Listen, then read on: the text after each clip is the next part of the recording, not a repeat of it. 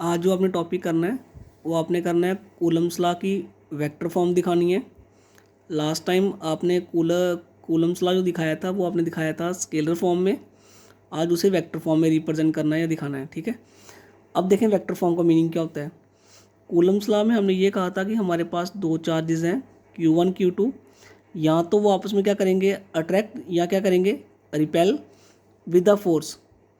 But आपको ये चीज़ clear है, फोर्स एक क्या है, वेक्टर क्वांटिटी है, तो इसके पास क्या होगी, डायरेक्शन। तो उसने यही चीज़ कही कि आप कूलम्स लॉ को किस फॉर्म में लिख के दो, वेक्टर फॉर्म में। तो वेक्टर फॉर्म का मीनिंग हो गया सिंपली कि अब हमने क्या दिखानी है, डायरेक्शन किस चीज़ की, फोर्स की। तो मीनिंग ये है कि या तो Q1 किस पे फोर्स लगाएगा, Q2 पे, या Q2 किस पे लगाएगा, Q1 पे। अब यही चीज़ मुझे वहाँ पे शो करनी है कि कौन से चार्ज ने किस पे फोर्स लगाई हुई है, जो लास्ट टाइम हमने वहाँ पे रिप्रेजेंट नहीं किया था, और इसी को वेक्टर फॉर्म कहा जाएगा। और आपको क्लियर है, जब भी कहीं डायरेक्शन दिखाने की बात आ जाए तो वहाँ किसका यूज़ किया जाता है, यूनिट वेक्टर, जिसे हम आई कैप, जे कैप और के कैप से रिप्रेजेंट करते हैं। अब देखें इसकी वेक्टर फॉर्म कैसे सॉल्व करनी है। वेक्टर फॉर्म सॉल्व करने के लिए हमने क्या किया है, एक डायग्राम ली हुई है जिसमें हमने दो चार्जेस लिए हैं Q1 एंड Q2, और इनका सेपरेशन डिस्टेंस सेम R रहेगा। दोनों चार्ज लेट भी हमने मान लिए पॉजिटिव हैं।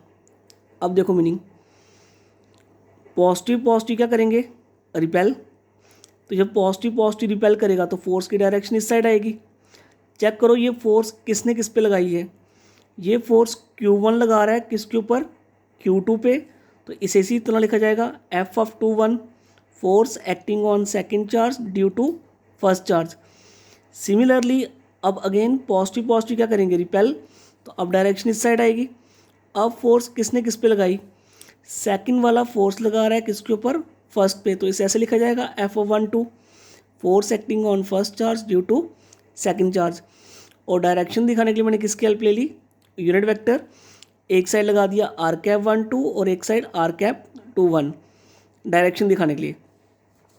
अब देखें मीनिंग, कूलम्स लॉ का जो फॉर्मूला होता है वो यही होता है, F=K Q1 Q2/r²। तो फॉर्मूला यही रहेगा, सिर्फ एक यूनिट वेक्टर की चेंजिंग आएगी। तो पहले हमने यही लिखा कि force acting on charge Q1 due to Q2। Force किस पे लग रही है, Q1 पे, और लगा कौन रहा है, Q2। तो इसे ऐसे लिखा जाएगा F(12) that stands for force on first due to second. और कूलम्स लॉ के अकॉर्डिंग फोर्स किसकी इक्वल होती है, K Q1 Q2/r²। अब डायरेक्शन दिखाने के लिए ऊपर क्या लगाया, वेक्टर, और यहाँ पे क्या आ जाएगा साथ में, यूनिट वेक्टर। अब देखो फोर्स किसने किस पे लगाई, बेटा फोर्स लगाई सेकंड वाले ने फर्स्ट पे।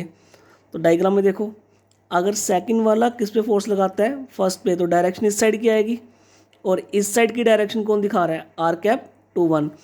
इसलिए मैंने यहाँ यूनिट वेक्टर क्या लगाया, R(21), taken as equation first. अब फोर्स कौन किस पे लगाएगा, अब फोर्स लगेगी Q2 पे, लगाएगा कौन, Q1। तो उसे उसी फॉर्म में लिखा जाएगा F(21) force acting on second due to first. And वो किसके इक्वल होगा, K Q1 Q2/r²। अगेन यहाँ क्या यूज़ होगा, यूनिट वेक्टर। अब देखो फोर्स किसने किस पे लगाई है, फोर्स लगी है सेकंड पे, लगाई किसने है, फर्स्ट ने।